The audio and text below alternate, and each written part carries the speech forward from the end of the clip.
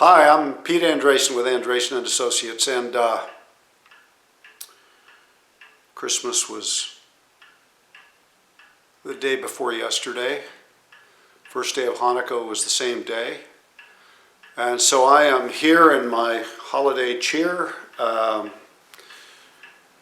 I've got my Norwegian Julenisse, and I've fed him the appropriate rice gruel so that he won't kill the milk cow. That's the tradition.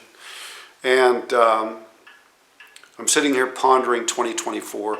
You know that we just had that Federal Reserve meeting of a couple of weeks ago, and they said, you know, inflation isn't done yet, and a recession may happen.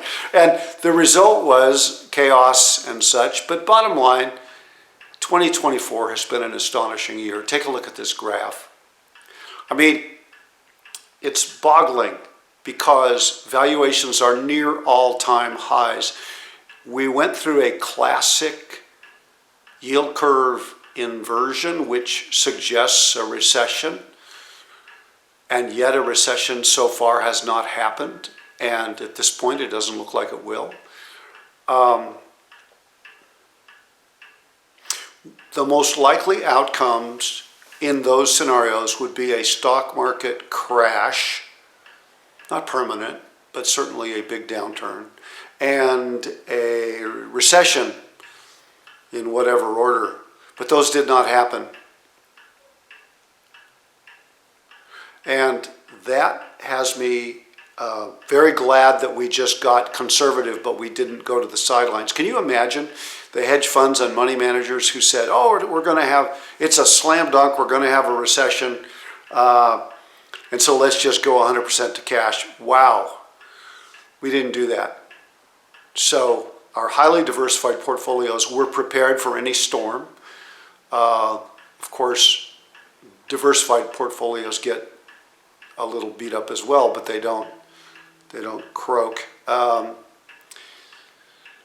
So we haven't, I mean, if we put it all on lucky number 7, the S&P 500, we would have been great, but if we had had a crash, then wealth would have been wiped out. Clients would have been damaged badly, and I don't like to do that.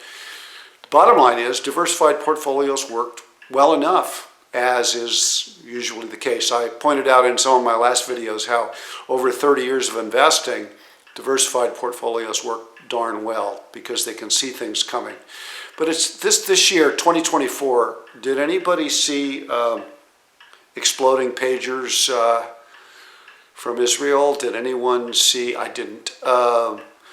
Most people didn't see the downfall of Syria's Assad. Many people did not expect the re-election of Donald Trump. Inflation isn't dead yet. Hasn't been a recession. How about the war in Ukraine? There's a lot of things that people did not see, and I count myself among them. So I've been thinking about how hard it is to predict, and that search led me to this book. Take a look at this. This is called Driving in the Dark, 10 Propositions About Prediction and National Security. It's written in 1911. It's about war and the amazing inability of the Defense Department to predict accurately how the next war will be fought, as you can see in places like Israel and Middle East and Ukraine. Both wars have gone veering off in very different directions.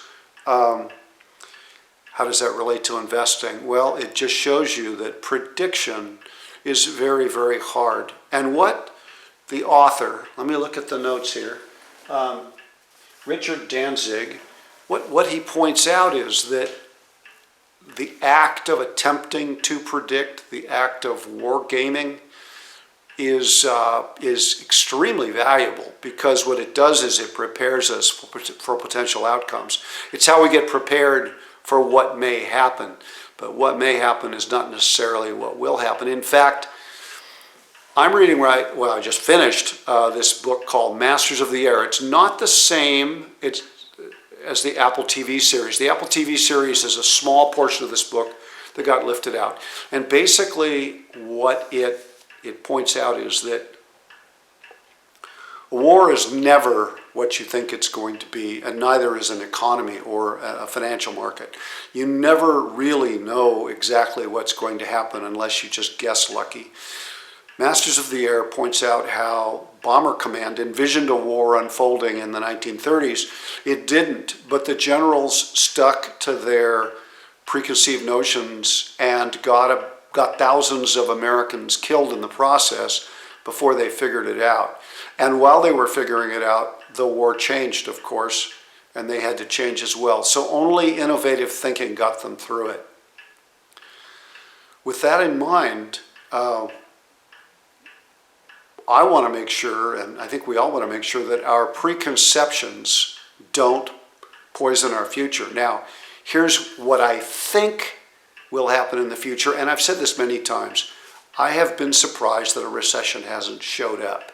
I also expect a temporary downturn in the stock market based on valuations. So does Vanguard, so do a lot of large institutions. I am not alone in this thinking.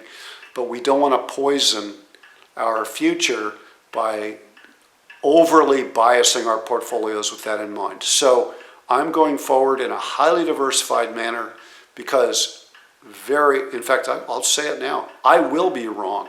You will be wrong. All our expectations will be wrong. Not entirely, but in part.